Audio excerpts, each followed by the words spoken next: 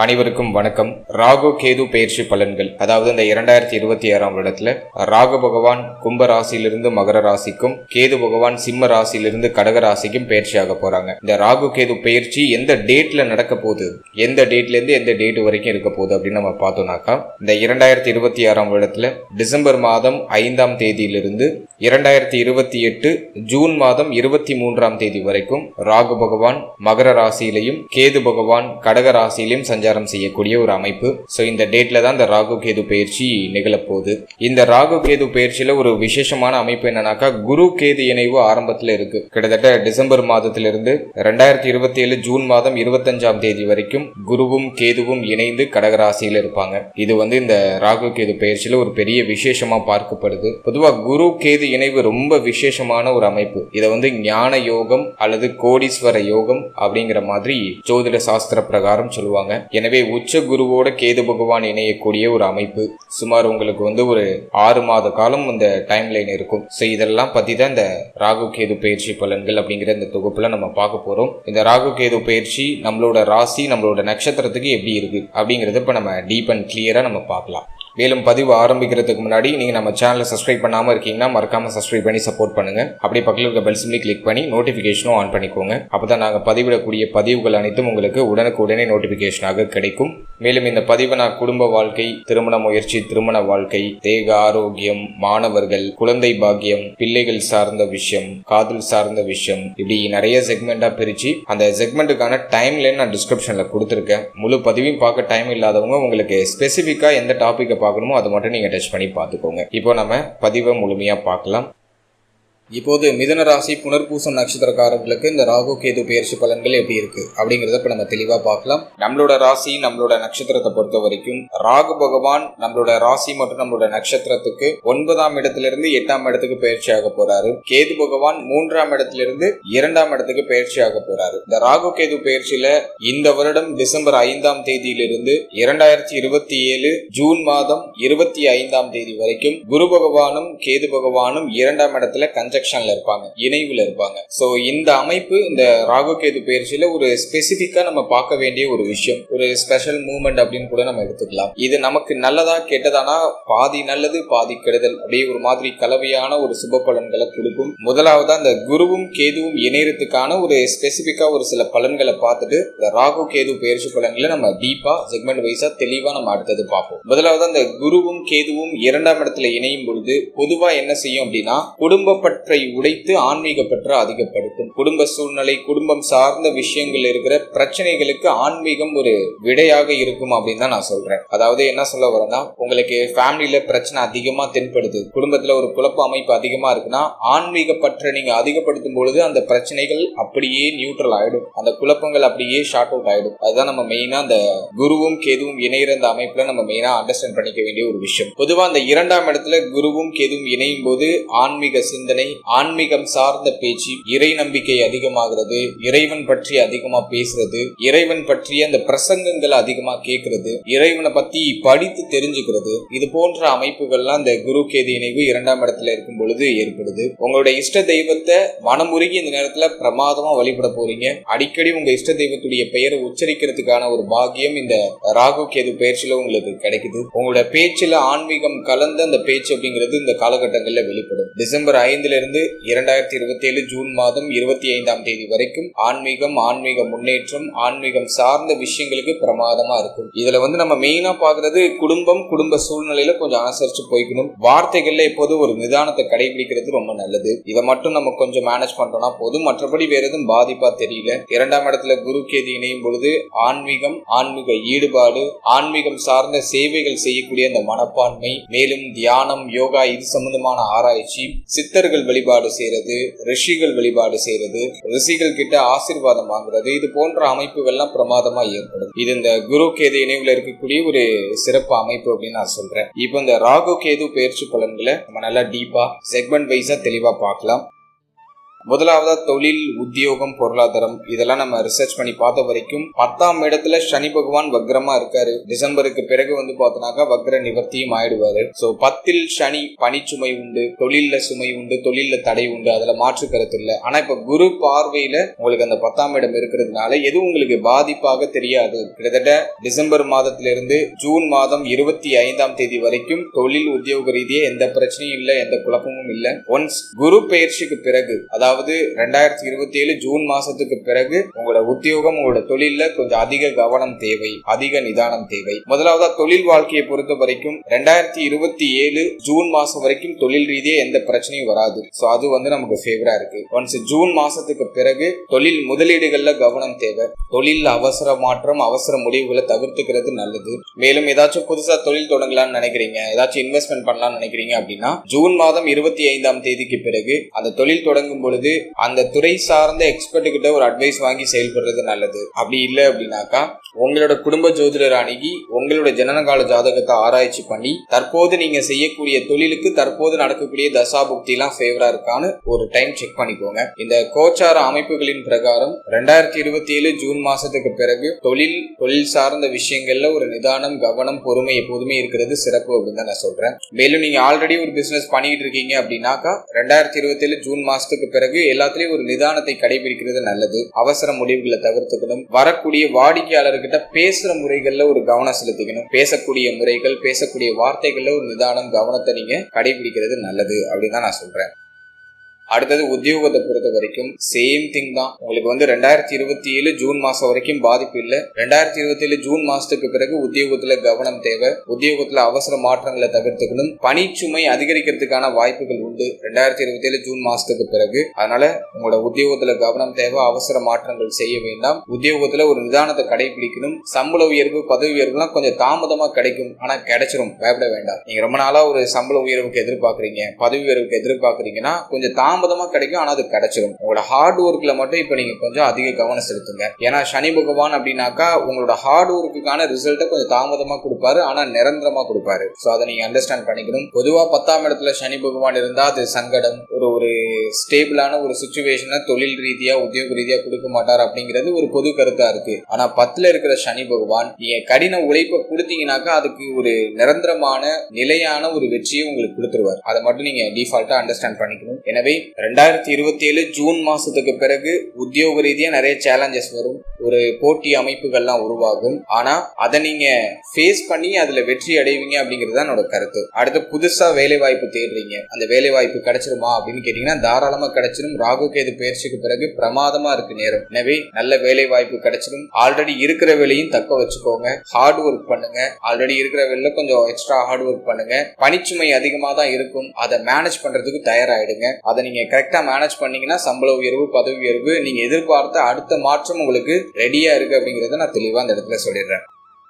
அடுத்தது நம்ம பாக்குறது பொருளாதாரம். பொருளாதாரத்தை பொறுத்த வரைக்கும் ராகு கேது பயிற்சி உங்களுக்கு பெருசா பாதிப்பா தெரியல. தனஸ்தானத்துல கேது இருந்தாலும் குரு பகவானோட இணைந்து ஒரு 6 மாத காலம் சஞ்சாரம் செய்யறாரு. அதன் பிறகு உச்ச குரு விலகி சிம்ம குருவா மாறுது. குருவோட பார்வை 11ஆம் இடத்துக்கு வந்துடும். சோ பொருளாதார ரீதியா பெருசா வீக்னஸ் எதுவும் தெரியல. வரவில் எந்த தடையும் இல்லை. பொருளாதார தேவைகள், எண்ணங்கள் எல்லாமே பூர்த்தியாகும். நீண்ட நாள் ஆசைகள், நீண்ட நாள் எண்ணங்கள் அனைத்தும் இந்த காலகட்டங்களில் நிறைவேற ஆரம்பிக்கும். வருமானத்தில் தடையில்லை, ஆனா செலவு அதிகமா உண்டு. சனி பார்வை 12ல இருக்கு. மேலும் 2ஆம் இடத்துல கேது அமர்வது, 8ஆம் இடத்துல ராகு பகவான் அமர்வது செலவை மிகைப்படுத்தும். எனவே வருமானம் எந்த அளவுக்கு இருக்கோ அதுக்கு ஈக்குவலான செலவு இருக்கும். முக்கியமா குடும்ப செலவு அதிகரிக்குது, குடும்பத்துல மாற்றங்கள் அதிகரிக்குது, குடும்பத்துல பொருளாதாரம் சம்பந்தமான வாக்குவாதங்கள் அவ்வப்போது நீங்கெல்லாம் வாய்ப்பு இருக்கு. எனவே குடும்ப தேவைகளை பூர்த்தி செய்யறதுக்கு முயற்சி எடுக்கணும். மேலும் உங்க தேக ஆரோக்கியம் சார்ந்த செலவுகள் இந்த நேரத்துல சற்று அதிகமா போகலாம். சோ அதுல எல்லாம் கொஞ்சம் கவனம் செலுத்திக்கணும். வருமானத்துல தடை இருக்காது, ஆனா வரக்கூடிய வருமானத்துக்கு ஈக்குவலான செலவு, எதையும் சேமிக்க முடியாத ஒரு அமைப்பு அப்படிங்கிறது இந்த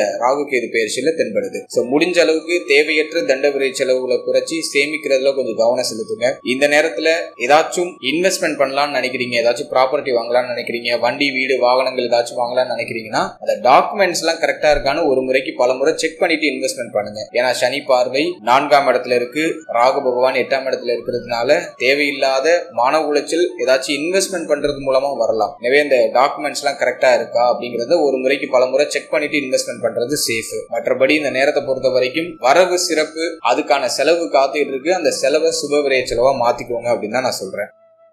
அடுத்தது குடும்ப வாழ்க்கை, குடும்ப சூழ்நிலை. இதை நம்ம ரிசர்ச் பண்ணி பார்த்த வரைக்கும் 2ஆம் இடத்துக்கு கேது நகர்றாரு. பொதுவா 2ஆம் இடத்துல கேது வந்துட்டாலே வாக்குவாதத்தை அதிகப்படுத்தும். ஒரு மாதிரி உங்களுக்கும் உங்க ஃபேமிலி மெம்பர்ஸுக்கும் அதிகமான கருத்து போராட்டம், வாக்குவாதங்கள் வந்து நீங்க வாய்ப்பு இருக்கு. எனவே வார்த்தைகளில் அதிக கவனம் தேவை, நிதானம் தேவை. இதை நான் வந்து டிசம்பர் 5 ஜூன் மாதம் 25ஆம் தேதி வரைக்கும் பாதிப்பு இல்லைன்னு தான் நான் சொல்லுவேன். ஒன்ஸ் குரு பயிற்சிக்கு பிறகு கொஞ்சம் கூடுதல் கவனம், நிதானம் தேவை. உங்க வார்த்தைகள்ல ஒரு பொறுமையை கடைபிடிக்கிறது நல்லது.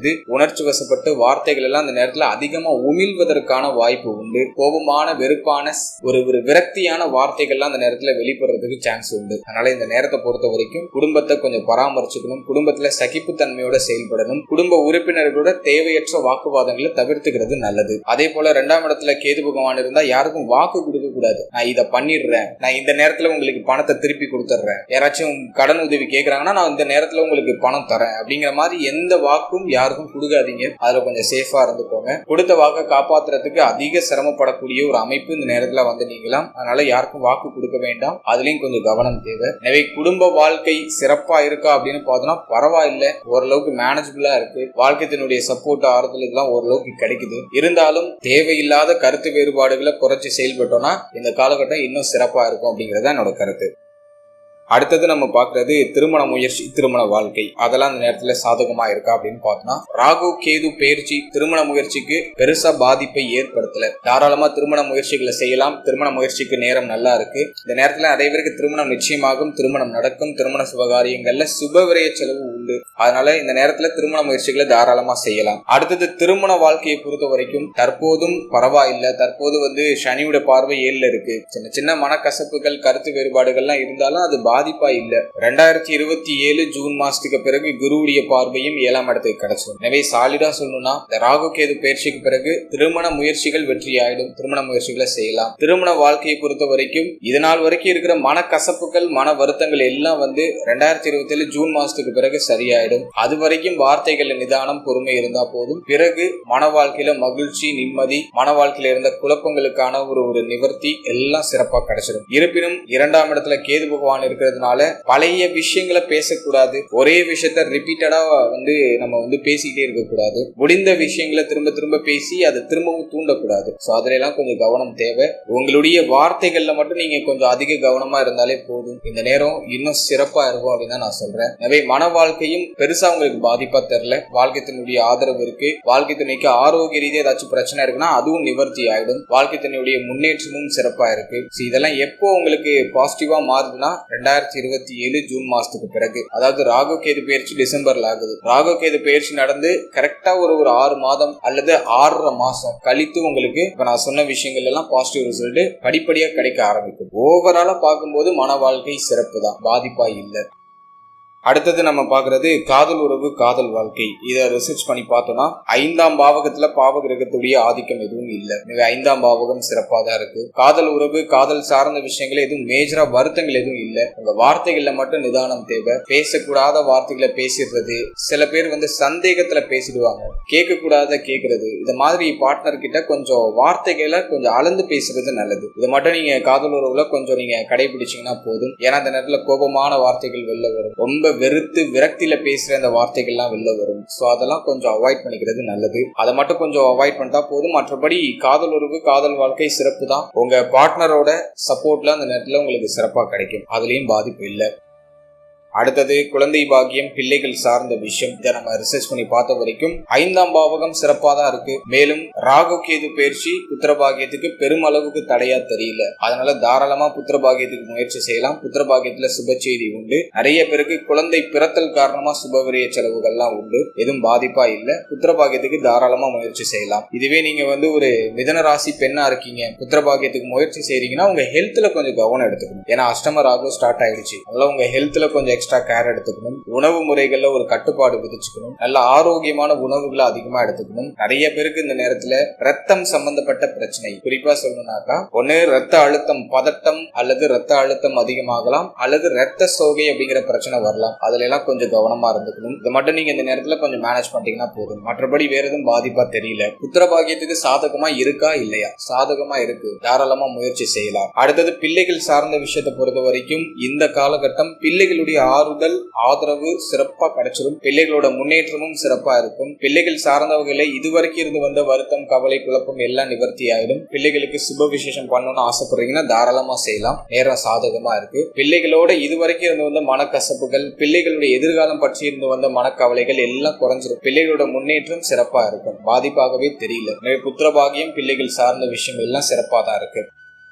அடுத்தது நம்ம பார்க்கறது ஸ்டூடெண்ட்ஸ், மாணவ மாணவிகளுக்கு இந்த நேரம் எப்படி இருக்கு அப்படின்னு பார்த்தோம்னா, சனியுடைய பார்வை 4ஆம் இடத்துல இருக்கிறது ஒரு வகையில பாதிப்பு. ராகு கேது 2ஆம் இடத்துக்கும் 8ஆம் இடத்துக்கும் பயிற்சி ஆகிறது ஒரு வகையில பாதிப்பு தான். ஆரம்ப நிலை கல்வியில இருக்கீங்க அப்படின்னாக்கா கல்வியில கவனம் தேவை. கவனச்சிதறல் அதிகமாகிறதுக்கு வாய்ப்பு இருக்கு. உங்களுடைய சிந்தனைகள் தடம்புரல வாய்ப்பு இருக்கு. அதனால கல்வியில கொஞ்சம் எக்ஸ்ட்ரா கேர் எடுத்துக்கிறது நல்லது. அடுத்தது உயர்நிலை கல்வி படிக்கிறீங்க, ஒரு டிகிரி படிக்கிறீங்க, அல்லது ஏதாச்சும் காம்படிட்டிவ் எக்ஸாமுக்கு ட்ரை பண்றீங்க அப்படின்னாக்கா இந்த நேரத்துல உங்களுடைய உழைப்பை அதிகப்படுத்தணும். உங்க மேலேயே உங்களுக்கு சந்தேகம் வரும். இந்த நேரத்துல நம்மளால முடியுமா, இது நம்மளால செய்ய முடியுமா முடியாதா, ரொம்ப நாளா அந்த எக்ஸாமுக்கு ப்ரிப்பேர் ஆகிறோம், இதுல நம்மளால கிளியர் பண்ண முடியுமா முடியாதாங்கிற மாதிரி செல்ஃப் டவுட் அதிகமா வரதுக்கு வாய்ப்பு இருக்கு. ஏன்னா சனி பார்வை 4ஆம் இடத்துல இருக்கும் பொழுது கல்வியில கவனச்சிதறல், படிப்பை தவிர மற்ற விஷயத்துல எல்லாம் சிந்தனை போகும். உங்களை பத்தி நெகட்டிவா திங்க் பண்ண சொன்னாக்கா அதை மணிக்கணக்கா திங்க் பண்ணிட்டு இருப்பீங்க. ஒரு அரை மணி நேரம் போக்கஸ்டா படிங்கன்னு சொன்னாக்கா அந்த போக்கஸா படிக்கிற அந்த தன்மை உங்கள்ட்ட குறைவா இருக்கு. அதுதான்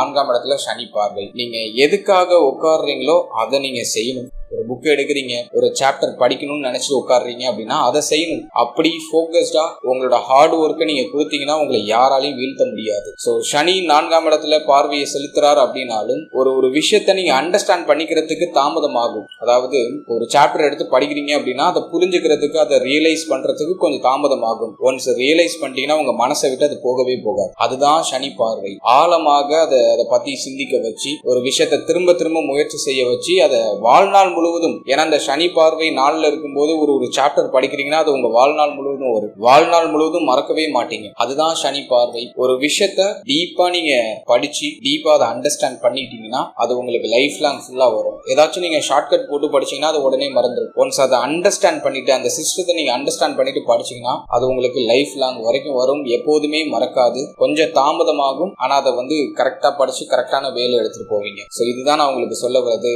சிம்பிளா சொல்லணும்னாக்கா ஹார்ட் ஒர்க் பண்ணுங்க. ஒரு சாப்டர் முடிக்கிறதுக்கு அரை மணி நேரம் எக்ஸ்ட்ரா ஆனாலும் பரவாயில்ல, கூட உட்காந்து படிங்க.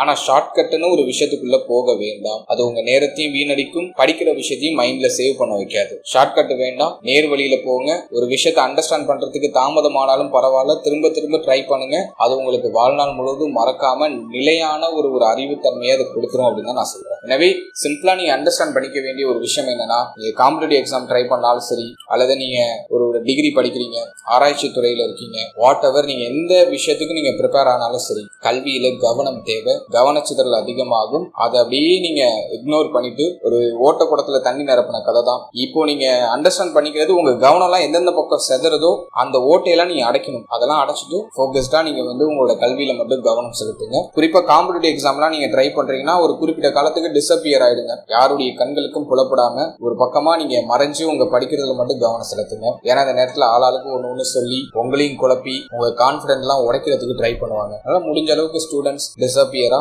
உங்களோட ஸ்டடீஸ்ல மட்டும் நீங்க கவனம் செலுத்தி பயணிக்கிறது ஒரு பெட்டர் ஆப்ஷனா இருக்கும். சோ கல்வியில் கவனம் தேவை. கவனம் இருந்தால் உறுதியான வெற்றியை இந்த நேரத்துல நீங்க எதிர்பார்க்கலாம்.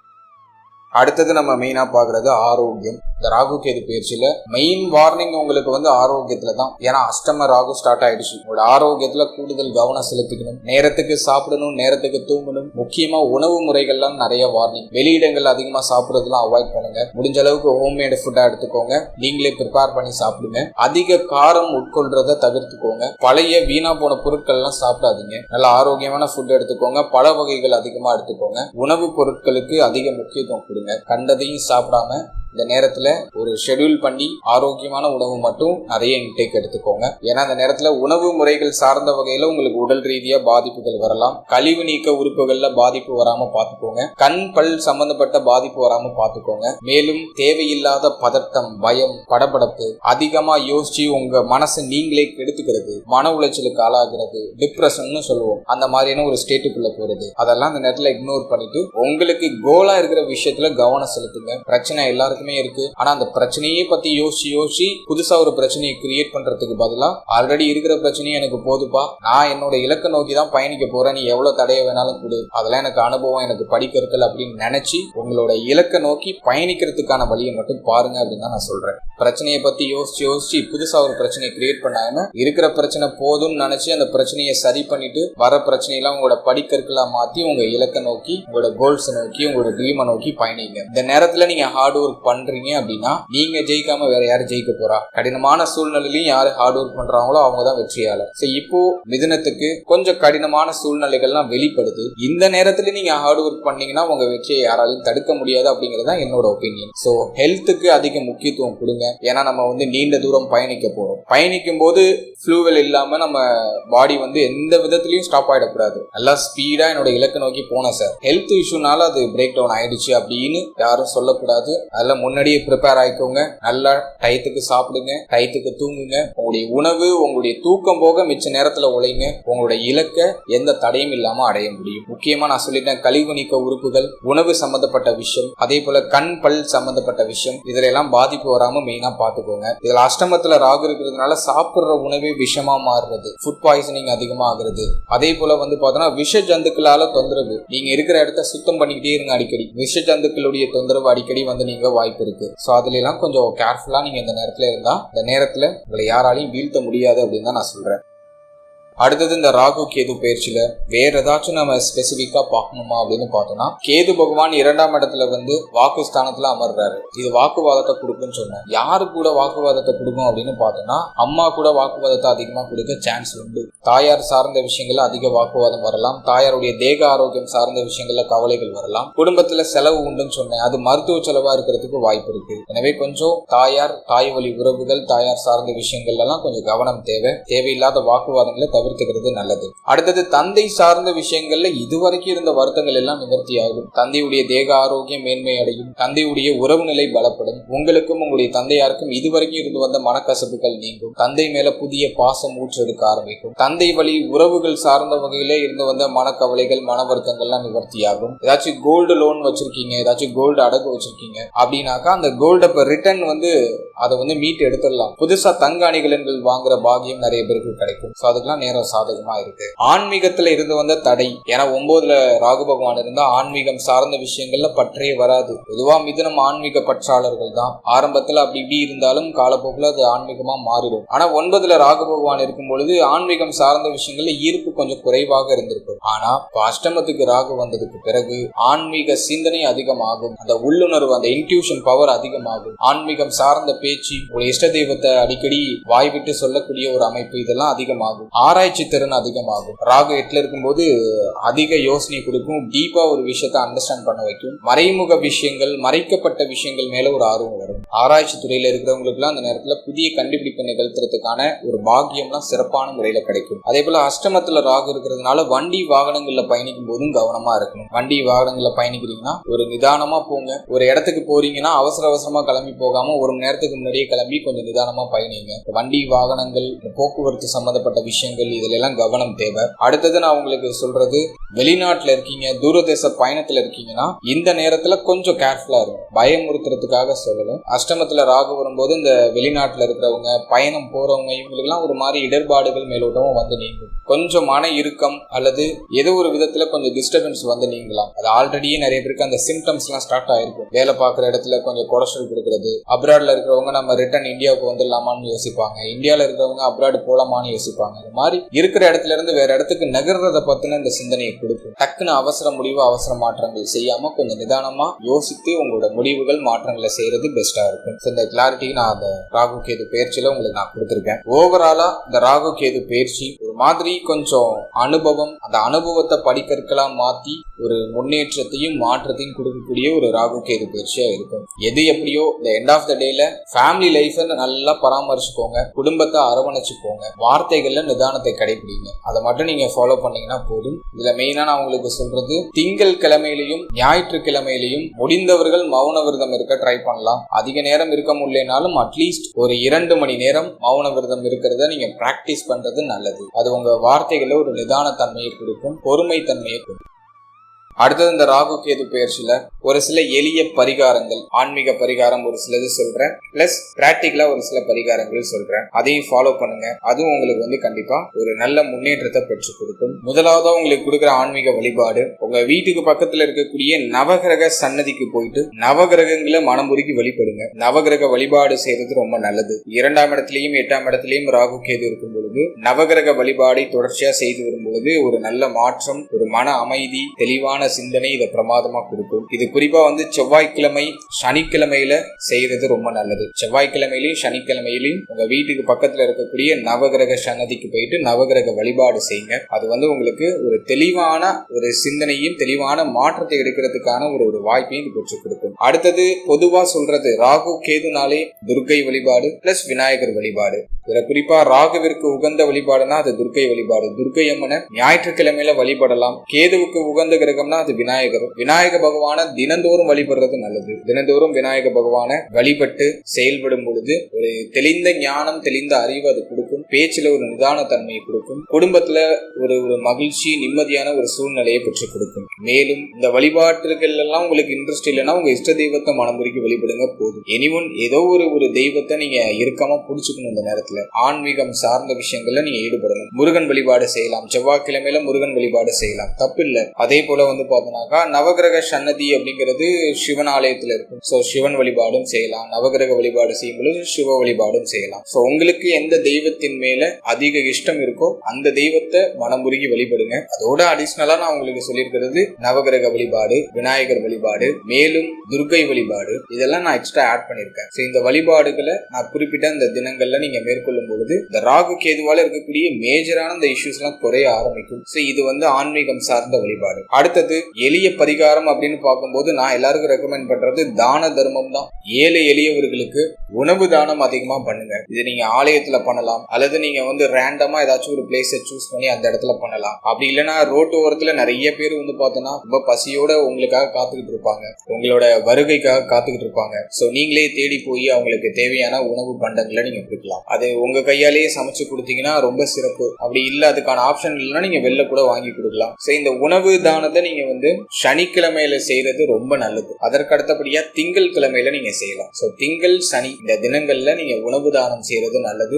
நான் இதுதான் மோஸ்டா நிறைய பேருக்கு ரெக்கமெண்ட் பண்ணுவேன். நான் எல்லா ராசிக்கும் வலியுறுத்தி சொல்றது இதுதான். எனவே இந்த ராகு கேது பயிற்சிக்கு பிறகு அட்லீஸ்ட் ஒரு 2ல இருந்து ஒரு 3 மாதம் ஆச்சும் நீங்க உணவு தானம் பண்றதுக்கு முயற்சி செய்யுங்க. அது தொடர்ச்சியா பண்ணணும்லாம் அவசியம் இல்லை. அதனால எப்போ முடியுமோ அப்போ பண்ணலாம். ராகு கேது பயிற்சியில ஒரு 2ல இருந்து 3 மாதம் நீங்க செய்யறது ரொம்ப நல்லது. நிறைய பண்ணணும்லாம் அவசியம் இல்லை. உங்களால என்ன முடியுமோ அந்த அளவுக்கு பண்ணலாம். ஒருத்தருக்கு நீங்க அந்த தானம் பண்ணாலும் அது சிறப்பு தான். உங்களுக்கு இருக்கிற அந்த பிரச்சனைகள் எல்லாம் குறைக்கும், நிறைய புண்ணியங்களை தேடி கொடுக்கும். இதை ஃபாலோ பண்ணி பாருங்க. ஓவராலா ராகு கேது பயிற்சி பார்த்தீங்கன்னா ஒரு கிளாரிட்டி கொடுத்துருக்கேன். மேலும் அதுக்கான எளிய பரிகாரங்களும் உங்களுக்கு ஆட் பண்ணி கொடுத்துருக்கேன். இது பொதுவா அனைத்து ராசிக்கும் அனைத்து நட்சத்திரத்துக்கும் சிமிலரா தான் வரும். பெரிய சேஞ்சஸ்லாம் எதுவும் இருக்காது. மற்ற சேனல்ல மற்ற ஜோதிடர்கள் ஒரு சில ஸ்தலங்களை குறிப்பிட்டு சொல்லுவாங்க. ஒருத்தர் ராசிக்கு ஒரு ஸ்தலத்தை வலியுறுத்தி சொல்லுவாங்க. அப்படிலாம் நான் எதுவும் சொல்லலை. ஏன்னா எல்லாராலையும் எல்லாமே பண்ண முடியாது. நான் ரேண்டமா மெயினா என்ன செய்யணும் அப்படிங்கறத உங்களுக்கு நான் எடுத்து ஒரு அவுட்லைன் கொடுத்துருக்கேன். இதை மட்டும் நீங்க ஃபாலோ பண்ணீங்கன்னா போதும். இந்த ஸ்தலத்துக்கு தான் நீங்க போகணும், இப்படிதான் பண்ணணும், அப்படிதான் பண்ணணும், எந்த ஒரு இதுவும் கிடையாது. இது உங்களுக்கு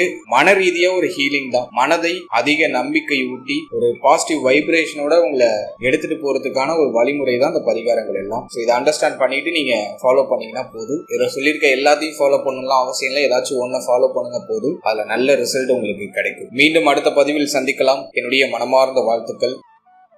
இப்போ நீங்க இது வரைக்கும் பார்த்தது ஒரு பொதுவான கோச்சார பலன். இந்த பலன்கள் உங்களுடைய ஜனனகால ஜாதகத்தில் இருக்கக்கூடிய இந்த கிரக அமைப்புகளுக்கு ஏற்ப இது மாறுபடும், அதுல மாற்று கருத்தே இல்லை. குறிப்பா உங்க ஜனனகால ஜாதகத்துல ராகு கேது எந்த இடத்துல போஷன் ஆயிருக்காங்கன்னு பாருங்க. மேலும் உங்களுக்கு ராகு தசையோ கேது தசையோ நடக்குதான்னு பாருங்க, அல்லது ராகு புத்தி கேது புத்தி இது ரெண்டுல ஏதாச்சும் ஒன்று நடக்குதான்னு பாருங்க. மேலும் உங்களுக்கு நடக்கக்கூடிய தசை சுப தசையா அல்லது அவயோக தசையா, உங்களுக்கு யோகத்தை தரக்கூடிய தசையா அல்லது அவயோகத்தை தரக்கூடிய தசையா அப்படிங்கிறத செக் பண்ணும். இன்ஃபேக்ட் உங்களுக்கு யோக தசை நடக்குதுன்னா இப்ப நான் சொல்லியிருக்க அந்த சுப பலன்கள்லாம் அப்படியே உங்களுக்கு நடந்துடும். நெகட்டிவா சொன்னது கூட உங்களுக்கு பாசிட்டிவா நடக்கும். அதுவே அவயோக தசையா இருக்கு அப்படின்னாக்கா பலன்கள் அப்படியே உல்டாவா மாறும், அதிக விரக்தி மனநிலை அப்படிங்கிறது வந்துடும். ஸோ உங்களோட தசா புக்தியை செக் பண்ணும், உங்க பர்சனல் சாட்ல ராகு கேது எங்க இருக்காங்கன்னு பார்க்கணும். இதெல்லாம் நீங்க பொறுத்து அதுக்கப்புறமா அந்த கோச்சாரத்தை நீங்க சூப்பர் கம்போஸ் பண்ணும்போது உங்களுக்கு ஒரு தெளிவான ஒரு அண்டர்ஸ்டாண்டிங் கிடைக்கும். மேலும் நம்மளோட சேனல்ல ஒரு சின்ன சர்வீஸ் ஒன்று ஆட் பண்ணியிருக்கோம், அதாவது ஆர்எம் பிடிஎஃப் சர்வீஸ் அப்படின்னு சொல்லிட்டு உங்களுக்கு ஒரு சின்ன சர்வீஸ் ஒன்று லான்ச் பண்ணியிருக்கோம். இந்த சர்வீஸ் யாருக்கு யூஸ்ஃபுல்லா இருக்கும் அப்படின்னு பார்த்தோம்னா,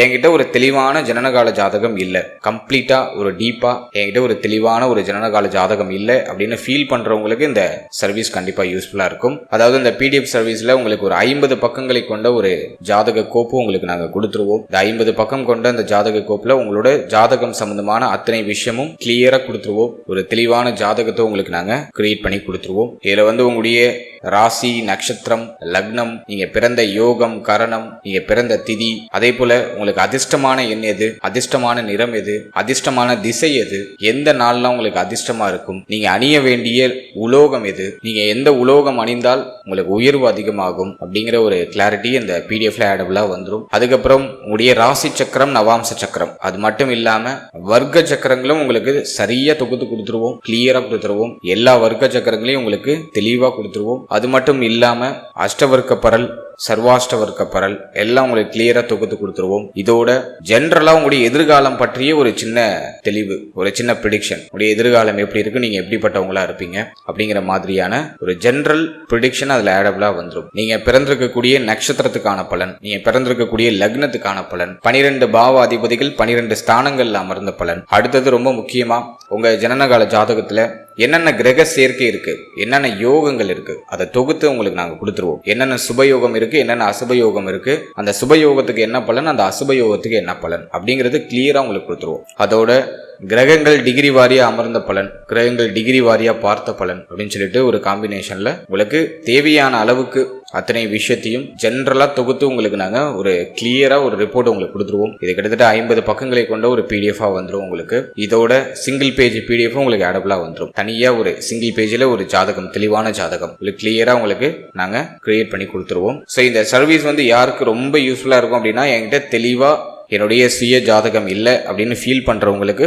இந்த சர்வீஸ் டெஃபினட்டா யூஸ்ஃபுல்லா இருக்கும். இந்த சர்வீஸை யூஸ் பண்ணணும்னு நினைக்கிறீங்க அப்படின்னா இந்த ஸ்கிரீன்ல தெரியுற நம்பருக்கு வாட்ஸ்அப்ல ஜஸ்ட் பிடிஎஃப் அப்படின்னு சொல்லிட்டு ஒரு டெக்ஸ்ட் மட்டும் பண்ணுங்க. நம்ம டீம்ல இருந்து மற்ற விஷயங்கள், மற்ற விவரங்களை உங்களுக்கு வாட்ஸ்அப்லயே சென்ட் பண்ணுவாங்க. ஸோ அதை முழுமையா படிச்சு பார்த்துட்டு உங்களுக்கு தேவைங்கிற பட்சத்தில் நீங்க பர்ச்சேஸ் பண்ணி தாராளமா யூஸ் பண்ணிக்கலாம். And finally, very limited time, so be cool, stay happy, stay healthy and enjoy